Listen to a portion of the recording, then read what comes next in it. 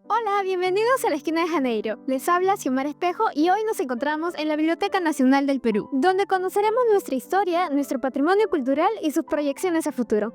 Acompáñenme. Nos encontramos en el espacio fotográfico del Estudio y de Archivos Curriet. Nos encontramos actualmente con Jimmy Martínez, historiador y parte importante de la Biblioteca Nacional del Perú. Señor Jimmy Martínez, ¿cómo se encuentra? Hola, ¿qué tal? Muy bien. Yo primero quiero agradecerle por la invitación, por permitirme estar acá con ustedes y poder hablar un poco sobre la historia de la biblioteca. Yo ya tengo acá 10 años en la institución, trabajo en la Dirección de Protección de las Colecciones, que es la área de la biblioteca que se encarga de la protección, de la custodia y conservación de los materiales bibliográficos documentales, y es un espacio que sin lugar a dudas nos ha permitido, en mi caso muy particular, conocer los fondos bibliográficos de esta institución ya bicentenaria que tiene más de 202 años de historia. Para dar una introducción, ¿qué es la Biblioteca Nacional? ¿Cuántas épocas ha pasado ya que tiene 202 años? Esa es una interesante pregunta que a veces la población debería conocer. Siempre cuando las personas han ido a la biblioteca piensan que solamente es un repositorio donde encontramos libros, pero es una institución que también resguarda muchos materiales de corte como manuscritos, vídeos, fotografías. ¿Y por qué te menciono esto antes? Porque al ser la biblioteca un repositorio donde conserva una variedad de fuentes bibliográficas documentales, tienen una historia por contar. Y cuando hablamos de la Biblioteca Nacional, hablamos de la primera institución cultural de la República, la primera institución que se funda luego de proclamado la independencia, y cuyos fondos bibliográficos se van a formar justamente con los donativos que va a dar el Libertador José de San Martín, uno de sus fundadores, con su biblioteca particular, ya que él nos dona un aproximado de 700 volúmenes de su biblioteca particular para que así se inicie nuestra institución. Lo mismo pasó con otros ideólogos de la independencia como Hipólito Unanue, ¿no? El mismo Bernardo Monteagudo, que era ministro del Libertador José de San Martín. Y también nuestra biblioteca se va a formar en base a la Compañía de Jesús. La Compañía de Jesús fue una orden religiosa que se instauró en el siglo XVI en el Perú. Va a ser de la primera orden religiosa que se va a establecer en Sudamérica, y ellos van a formar un colegio llamado el Colegio San Pablo de Lima. Y sobre la base de esa biblioteca colonial que ellos formaron, van a empezar pues a engrosar los fondos bibliográficos cuando se funda la biblioteca en 1821. Por eso que la biblioteca en sus inicios tenía muchos fondos bibliográficos de esta orden religiosa que lamentablemente por los sucesos fatídicos que hemos tenido, como la guerra con Chile y el incendio del año 43, se perdieron en su mayor parte. Introduciéndonos más en los sucesos trágicos que vivió la biblioteca, ¿qué impacto tuvo el incendio de 1943 en la biblioteca y cómo se llegó a recuperar después de ello? El impacto fue muy fuerte, no solamente a nivel cultural, sino también a nivel político. Ya José Carlos Mariatti decía en los 7 ensayos de interpretación de la realidad peruana que la Biblioteca Nacional a nivel de presupuesto era la cenicienta del gobierno, ya que los antiguos directores siempre solicitaban el apoyo económico para contratar personal, para poder arreglar su infraestructura, pero nunca recibió una respuesta positiva. El incendio de mayo del año 43 se da básicamente por el descuido de las autoridades políticas, que a pesar de los reclamos que se hacía, sobre todo el último director en el contexto del incendio, que es Carlos Romero, hay documentación administrativa, incluso antiguos trabajadores antes del incendio que indicaban que este viejo bibliotecario, porque tenía más de 40 años en la institución, había solicitado al ministro de Educación un mayor presupuesto para mejorar las instalaciones de conexiones de luz y de la infraestructura como tal, ya que, como vuelvo a repetir, la biblioteca se funda sobre la base de un antiguo colegio, inaugurado aproximadamente para la segunda mitad del siglo XVI. Entonces era una institución de más de cerca de 300 años en un local viejo, y obviamente no estaba adaptado para la época a las exigencias de cómo Lima estaba creciendo, ¿no? Lima se había tuburizado mucho, estaban apareciendo los ambulantes alrededor de la ciudad, y por lo tanto empieza la migración también, y las conexiones de luz también empiezan a aumentar en cada una de las casas, y eso a la larga va a ser lo que va a generar un corte de circuito, y eso es lo que va a ser la causa principal del incendio de la Biblioteca Nacional. Digo que es un impacto cultural porque la biblioteca fue lugar de reflexión, fue un lugar de estudio de grandes escritores como César Vallejo, Jorge Basadre, José María Eguren y otros intelectuales cuyas obras se formaron justamente en la lectura de estas obras literarias, políticas o religiosas que existían en la institución. Y a nivel político generó pues un debate entre las autoridades que gobernaban en ese entonces y también de los intelectuales de buscar las medidas adecuadas para que no se produzca en un futuro ese suceso fatídico, ¿no? Donde perdimos la mayor parte de nuestros fondos bibliográficos, ¿no? Tanto de fondo antiguo como los fondos modernos y de periódicos y revistas, ¿no? Ya que la Biblioteca Nacional hasta antes del incendio era considerada la biblioteca más importante de toda Sudamérica, ya que Lima había sido centro de capital del Virreinato del Perú. Por lo tanto, Lima se había concentrado, había formado con el tiempo una gran biblioteca muy especializada, donde intelectuales no solamente de Lima, sino de otras partes de Sudamérica venían justamente a consultar nuestros fondos bibliográficos. Desde la ciudad de Chile, desde Argentina, desde Uruguay, siempre venían acá porque la biblioteca tenía estos fondos bibliográficos que con el tiempo se había adquirido, se había conservado y que lamentablemente el incendio hizo de que se perdiera la totalidad de nuestros fondos bibliográficos, ¿no? ¿Qué documentos y obras importantes se llegaron a perder irremediablemente después del incendio? Es una buena pregunta. A diferencia de los libros pueden salir por tirajes mayores.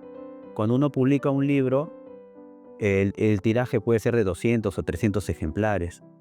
Pero en cambio, cuando uno encuentra manuscritos, son manuscritos únicos, son escritos de puño y letra por una persona o generados por una institución. Ahí se va a perder mucha documentación vinculada al Tribunal del Santo Oficio, y que mucha de esta documentación del Tribunal del Santo Oficio le sirvió a Ricardo Palma para escribir sus famosas tradiciones. Asimismo, también perdimos una buena colección de papeles jesuitas. Como ya te había comentado, los jesuitas, sus fondos bibliográficos, la biblioteca se fundó sobre la base de estos fondos documentales, y perdimos buena cantidad de documentación de la Compañía de Jesús, que a nivel de estudios de colegios, a nivel de estudios culturales y también ideológicos o teológicos, eran muy importantes para comprender la parte mística, la parte teológica, la parte canónica y de la importancia que cumplió esta orden religiosa a través de la historia.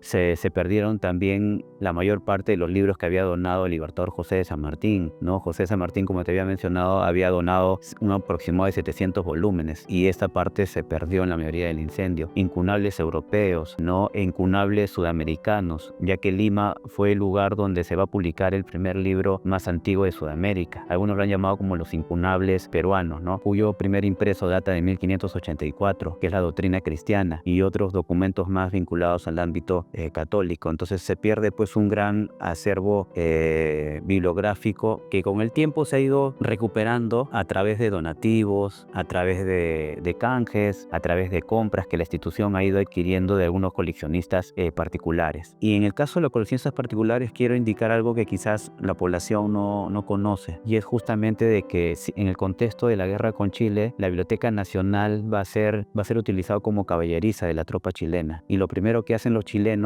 una vez que le piden las llaves de la biblioteca a Manuel de Drosola, que era el director de la institución, es pedirle las llaves, y por lo tanto ellos van a iniciar el saqueo o el expolio de nuestros bienes bibliográficos. Una buena parte de ellos fueron llevados a la ciudad de Santiago y luego fueron puestos en la Biblioteca Nacional de Chile. Por eso que en el año 2007 y el 2017 el Estado chileno devolvió algunos libros que justamente en el contexto de la guerra ellos habían llevado. Pero en particular para el caso de los coleccionistas particulares, o sea, limeños, una buena parte ellos también compraron en la época de la invasión chilena, ya que cuando se produce la invasión chilena hubo un total desgobierno, una inestabilidad política. Los chilenos llevaron un grupo de libros que ellos consideraban que eran importantes, porque muchos de sus intelectuales ya lo habían conocido antes de la guerra, ¿no? Y uno de ellos es un intelectual muy conocido chileno que es Vicuña Maquena, que había visitado en su época de destierro político la biblioteca, y algunos informantes de la época indican que él indicaba a los soldados o las personas encargadas de hacer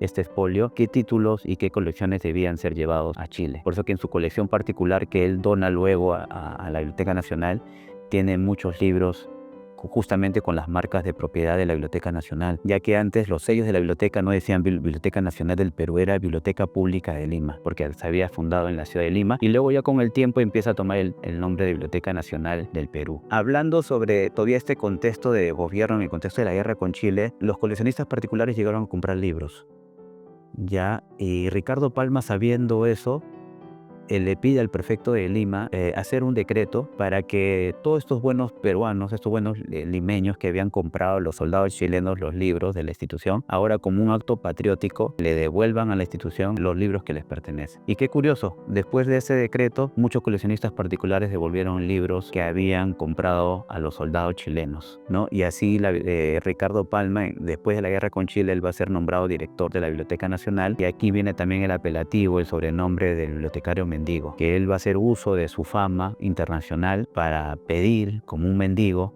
entre comillas, a sus amigos intelectuales o instituciones que él conocía en el exterior, que le puedan donar libros y así reflotar a la institución que había caído pues una desgracia después de la guerra con Chile. Antes de la guerra con Chile teníamos un aproximado de 50.000 volúmenes, ¿no? Entre materiales del siglo XVI hasta el siglo XIX, y a nivel de manuscritos teníamos un aproximado de 800 manuscritos. Esto a la larga, después de los chilenos se retiraran de la ciudad de Lima, no estaba ni la tercera parte de estos materiales. Entonces aquí lo que quiero dejar en claro es que cuando se produce el expolio de los libros de la biblioteca en el contexto de la guerra, una parte fue a Chile y otra parte se quedó acá. Obviamente los coleccionistas particulares no entregaron todo. ¿Y cómo te das cuenta tú que después del incendio, con las colecciones que hemos comprado de coleccionistas particulares, en ese conjunto de libros que ellos donaron o nosotros hemos comprado, hemos encontrado en su biblioteca particular sellos antiguos de la biblioteca? Entonces no entregaron todos los libros. Entonces, por una parte hubo una responsabilidad tanto del gobierno chileno, pero también por parte de los coleccionistas particulares que aprovecharon este momento de gobierno para también hacer uso ellos de la compra de libros de una institución, ¿no? Ricardo Palma cuenta una anécdota muy bonita que está registrado en el libro, ¿no? En el libro que le perteneció a la colección de San Martín, el Opus Pulcherrimus, que es un libro de quiromancia que le perteneció al Libertador de San Martín y que el mismo Ricardo Palma lo compró a un soldado chileno en el mercado, y lo compró un par de pesos, como él dice. Y ahí es un libro raro porque tiene la anotación del mismo Ricardo Palma indicando este hecho de cómo lo había recuperado de un soldado chileno. Algunos intelectuales de la época, como Mariano Felipe Paz Oldán, le llamaban mucho la atención de cómo los manuscritos habían sido vendidos por los soldados chilenos a los vendedores de los mercados. Ahora ustedes se preguntarán, ¿para qué servía un papel para los vendedores de un mercado? Servía para envolver las carnes y los productos de lo que ellos vendían. Entonces esos papeles eran vendidos más para uso material de sus negocios, y no sabían de la importancia cultural que resguardaban mucho de esta documentación. Entonces, en este contexto de guerra perdimos nuestros fondos bibliográficos y manuscritos, y después del incendio perdimos también buena documentación, y lo que tenemos hoy en día es después de los sucesos que pasó del año 43, que, como te digo, es fácil recuperar libros porque esos salen en gran tiraje, pero los manuscritos es algo que ya no se puede recuperar. En este caso, ¿qué obras y documentos notables se llegaron a retornar donados por estos peruanos coleccionistas que, gracias a Ricardo Palma, llegaron a decidir retornarlo a la biblioteca? ¿Cuáles fueron los más destacables? Justo yo hablaba con un investigador de la biblioteca que ya no trabaja acá, que es Jorge Guamán, que es un historiador que investiga mucho sobre la institución, y él me indicaba que justamente en el 2007 y en el 2017 hubo 2 entregas que hizo el gobierno chileno de los materiales bibliográficos que a nosotros nos habían expoliado en el contexto de la guerra. La primera entrega se hizo en el 2007, que data de un aproximado de 3.000 títulos. En el 2017 fue un aproximado de 800 volúmenes. ¿Cuál fue el indicador que le llevó al gobierno chileno a identificar en sus fondos de que nos pertenecían a nuestra institución estos libros? Fueron los sellos. En las portadas habían los sellos que decían Biblioteca Pública de Lima, y en la página 40 y 80, que por ahora no sabemos por qué en los años 30 del siglo XIX, en la página 40 y 80 decidieron poner los sellos ahí. Tú revisas un libro antiguo de la Biblioteca Nacional, tienen los sellos en las portadas de Biblioteca Pública de Lima, y en la página 40 y 80 tienen también estos mismos sellos. Estos fueron los indicadores que utilizó las autoridades chilenas para poder identificar fondos bibliográficos de nuestra institución, y así podemos devolver parte de nuestra historia, parte de nuestro patrimonio. Ahora, acorde a tu pregunta, esto es muy interesante porque después del incendio habíamos perdido nuestros fondos bibliográficos y no sabíamos cómo había sido ese fondo bibliográfico durante la fundación. Cuando se produce la guerra, se produce en el año 81, cuando ellos entran a la biblioteca las tropas chilenas, y para eso la biblioteca ya había sido fundada por lo menos más de 60 años. Entonces ese acervo bibliográfico, de lo poco que se recuperó Palma, se incendió, y la única materia prima que podríamos tener nosotros para reconstruir la historia de estos primeros años justamente son los libros que llegaron. No sabíamos cómo habían sido los libros en los cuales se había fundado la institución. Y con el regreso de estos materiales nos han ayudado un poco a entender cómo fue el inicio de la biblioteca en el siglo XIX. Ahí, con estas devoluciones que hizo el gobierno chileno, se pudo identificar un grupo aproximado de 20 libros que habían pertenecido a la colección de San Martín, que eran los libros que el Libertador nos había donado, que ya considerábamos que ya estaba perdido en el incendio lo poco que teníamos, pero con esta devolución han regresado a casa estos libros que San Martín en el año de 1821 nos habían donado para poder iniciar nuestra actividad institucional. Y otros libros de otros próceres desde la independencia, como en este caso Hipólito Unanue, que también había donado su biblioteca, regresaron, ¿no?, a la institución. José Toribio Polo, que es un bibliógrafo, archivero muy importante del siglo XIX, que estuvo también en este contexto de guerra, la guerra con Chile, también esos libros que él había donado antes de la guerra llegó también a la institución, ¿no? Y nos permite un poco entender, a partir del acervo bibliográfico, conocer un poco de los debates que se hacían o de los temas actuales, como por ejemplo, ¿no?, a inicio de la República había mucho interés de ver qué tipo de gobierno debía instaurarse en el Perú luego de haber dejado el legado colonial. Un gobierno conservador, un gobierno de corte liberal. Entonces toda esta cultura política de debate en este proceso formativo del Estado republicano, y con los libros que han llegado nos han permitido a nosotros entender un poco cómo fue los inicios de la biblioteca, con qué fondo bibliográfico se formó y qué fue el impacto de estos libros para la generación del siglo XIX, ¿no?, que son los libros que en realidad en su mayoría ha llegado, ¿no? Cambiando de tema, ¿cómo la Biblioteca Nacional colabora con instituciones culturales y educativas para la formación social y cultural del Perú? La Biblioteca Nacional, como ente rector de bibliotecas a nivel nacional, tiene la autoridad, tiene la potestad de poder definir políticas basadas en el tema de difusión de información, políticas bibliotecarias. Entonces, de buscar convenios, alianzas con bibliotecas regionales, municipales. Y hoy en día la biblioteca está iniciando a nivel nacional una cercanía, ¿no?, con estas instituciones regionales, con la finalidad de promover la lectura, de promover la difusión de información que justamente en esta institución se resguarda. Y hoy en día también la biblioteca se ha adaptado al tema virtual. La pandemia, que obviamente fue un momento muy difícil que pasó el mundo, ayudó en parte a acelerar este proceso de la virtualidad. Y la biblioteca hoy en día, que era muy distinto antes de pandemia, era muy difícil poder conectar la institución como tal con otras instituciones regionales o municipales.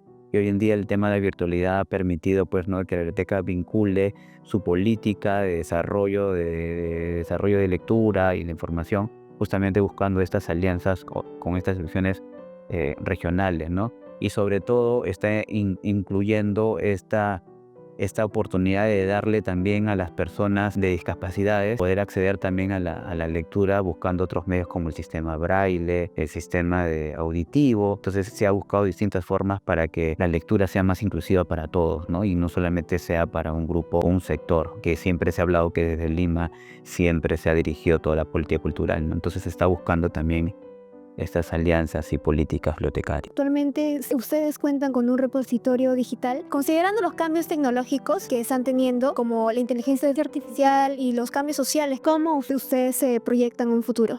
La Biblioteca Nacional, como toda institución, se va a tener que adaptar a los tiempos y a las exigencias de las nuevas generaciones y de las nuevas problemáticas que van a suceder con el tiempo, ¿no? La política siempre de la Biblioteca Nacional ha sido priorizar el tema de servicio al ciudadano, ¿no?, en la difusión del patrimonio bibliográfico. Y todas las políticas que se hacen de esta institución siempre han partido de esto, ¿no?, que el usuario tenga el mejor servicio, ¿no? Y justamente en el tema de la virtualidad ya se ha generado toda una política de difusión del patrimonio a partir justamente de la digitalización. Entonces la biblioteca ya está apuntando desde ahora a la digitalización de sus fondos bibliográficos con la finalidad que esté disponible para todos los usuarios y que no solamente desde Lima, sino en otras partes del mundo y del Perú en general puedan ellos acceder sin venir acá de manera presencial a los fondos bibliográficos, ¿no? Entonces, a nivel de virtualidad, la biblioteca ya está desde ahora comenzando esta política de digitalización que va a ayudar mucho a la difusión del patrimonio bibliográfico. Hay todo un proyecto de digitalización grande que ya se está trabajando desde hace algunos años. Hay políticas de charlas, actividades culturales que también se están llevando a cabo de eventos, ¿no? De históricos, literarios, artísticos, que antes no había, ¿no? Quizás todo era presencial, pero que la virtualidad nos ha llevado un poco a descentralizar estas actividades, ¿no? Entonces, la política de la biblioteca, que siempre ha sido el servicio al ciudadano, ya se ha comenzado sobre todo en el proceso de digitalización para que el acceso sea más amplio para todos los peruanos. Sí, definitivamente un gran paso digital y como expansión para llegar a todos los peruanos. Muchas gracias, señor Jimmy. Ha sido un gusto saber mucho más de la historia de la biblioteca, cómo hemos recuperado varias obras y documentos después del saqueo, cómo se recuperó la biblioteca después del incendio también. Ha sido un gusto conocer todos estos datos. ¿Le gustaría decir algo para despedirse? Yo primero quiero agradecerle a ustedes por la oportunidad que me dan de poder hablar un poco más de la historia de la biblioteca. Creo que todos los peruanos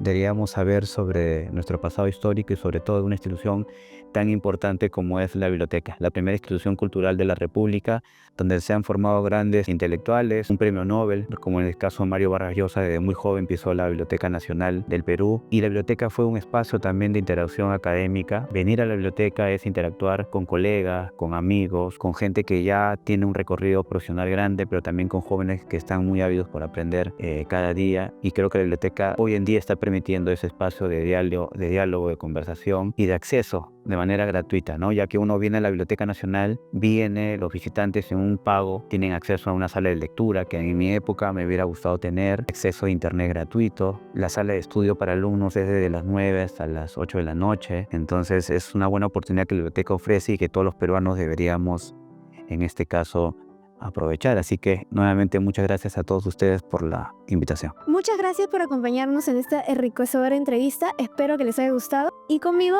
será hasta la próxima.